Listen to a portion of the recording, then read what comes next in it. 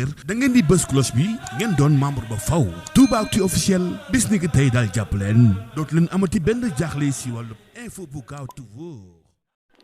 mbokk yi ginnaaw bu leen nuyoo 21h jot na ba tegal fii ay minutes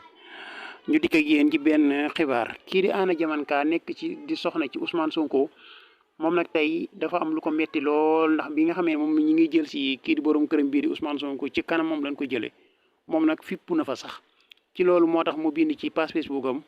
daane kii di jigéen lañ yónni woon pour mu ñëw taqal viol kii di Ousmane Sonko jigéen lañ yebalaat tey tamit mu jël portable am ñëw di film ak ki nga xamee ne mooy Ousmane Sonko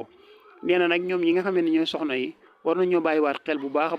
baax yu bon yi nga xamee ne ñu leen koy suyeloo sal buloo yu nga xamee ne sal buloo yu salte la toujours ñoom la ñuy jël di leen ko suyeloo mu ne kon jot na sëkk ñoom jigéen ñi ñuy jug xoolaat bu baax a baax yi nga xamee ne ñu ngi leen koy defaloo ñu ngi leen di santaat bu baax di leen gërëm di leen wax way leen di abonné ci seen chaîne bi di Toubaactu officiel jërë ngeen. Toubaactu officiel moo leen saytul wàllu politique société développement économie gaaw leen gaaw si xibaar yu wóor te wér da ngeen di bës cloche bi ngeen doon membre ba faw Toubaactu officiel bis ni ki tey daal jàpp leen dootu leen amati benn jaaxle si wàllu info bu gaaw.